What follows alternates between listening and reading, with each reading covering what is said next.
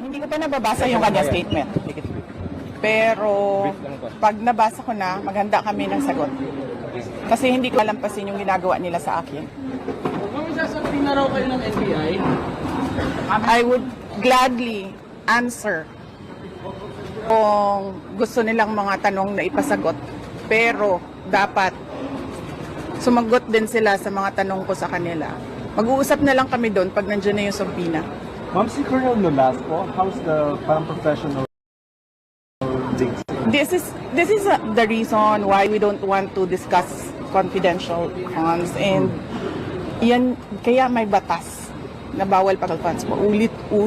Ulit na namin sinasabi sa House of Representatives. Ma'am, pero tama po ba yung testimony kanina na it was you who designated? We will wait for Colonel Nolasco. Next question, please. Ma'am? Last two. Maria, make it brief. Make it brief. PBM said po na kung ganun po kadali magplano pagpatagsik sa presidente, paano pa kaya sa pangkaraniwan ng mamamayan? Kung ganyan kriminal na pagtatangka, hindi dapat pinapapit ang pas, yan ay aking papalagan, sabi ni PBM. Oo. 'Di ba? Pumalag nga yung buong bayan nung pinatay ng pamilya nila si Benigno Aquino Jr. O ano? Next question. Ma'am, na-verbalize niyo na po ba sa administration yung tungkol sa threat sa pagbuto po kasi? Yes ma'am. Ay hindi pa ma'am. Nag-complain ako noon, if you can remember, in the media, and then they dismissed it. Everything is well documented with documents and videos. And nagsabi ang NSC na national security concern ang threat sa president, pero apparently they really do not consider the threat to the vice president as anything of a concern. So what kind of country is this? Hindi ba kaparte ng gobyerno ang vice president? Hindi ba ako binoto ng mga tao? Hindi ba ako ang vice president ng buong Pilipinas, ng lahat ng mga Pilipino? Are you taking legal action, ma'am? Ma'am, I do not expect fairness from this government. Really, truly. That is the reason why I am pussyfooting with court cases. We do not expect fairness.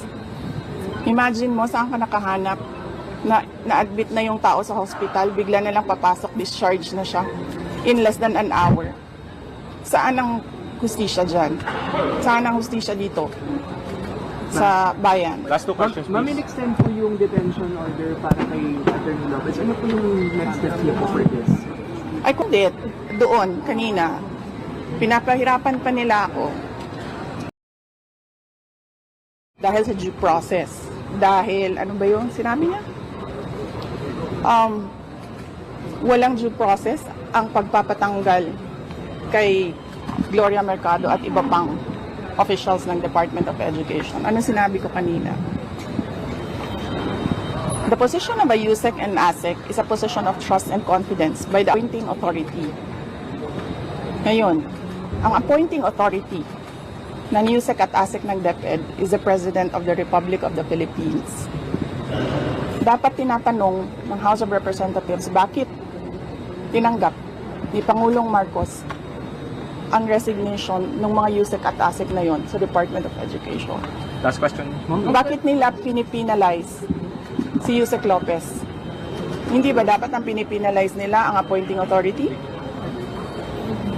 Isa pa sir, sandali. Ano po yung sinabi nila? Evasive.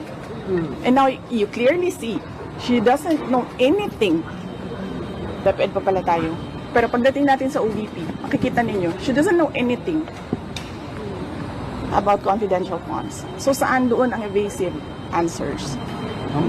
Last question. Nagsusulat,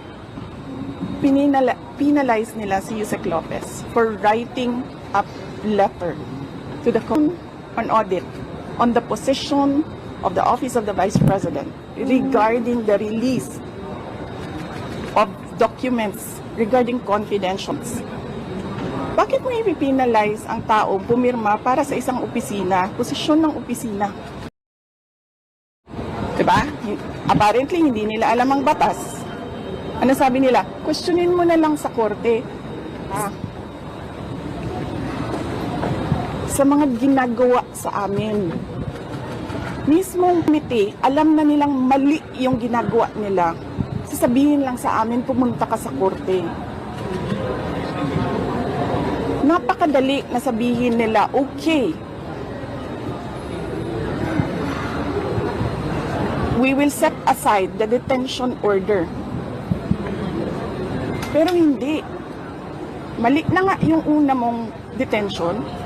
Mali pa yung sumunod mo na order. And then sasabihin mo tao na nakakulong, na hindi makalabas. Lahat. Kahit ako, hindi ako makalabas basta-basta. Dalhin mo yan sa korte. Tama ba yun?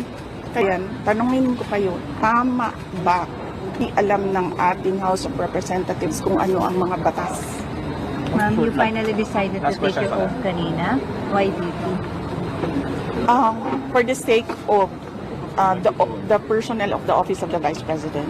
Because I clearly, sinasabi ni Joel Chua doon, na we will not recognize you without an oath. And then, I'm continuing to question the constitutionality of their rules. Pero I cannot help the personnel of the Office of the Vice President if I have no personality to speak in that hearing. So I had to take that oath.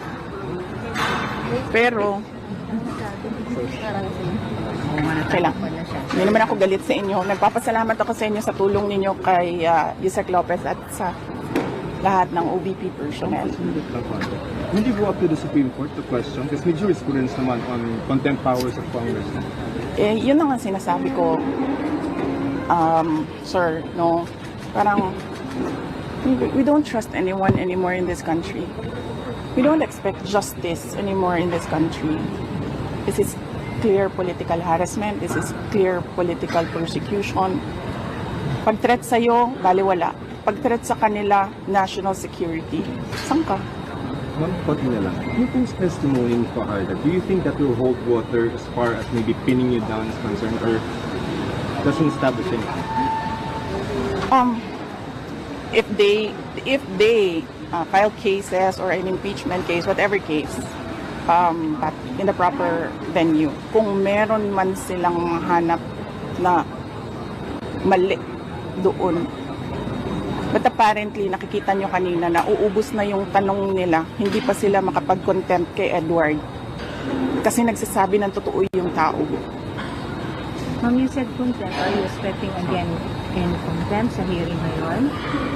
Yes, we expect that. We expect contempt, detention. We expect, ang term ni Yusek Laika is terrorizing me. We expect them to terrorize the Office of the Vice President personnel. Ma'am, your message to President Bongbong Marcos that he said na papalagan daw po niya itong death threat ninyo, hindi niya palalampasin. Yes, sinabi ko na kanina, papalagan ko din yung ginagawa nila sa akin. Ma'am, speech that as a speaker. I mean, we don't know the contempt. Yes. Kaya ako kayo binibigyan ng interview para huwag kayo makinig sa kanya. Thank you. Thank you. Thank you.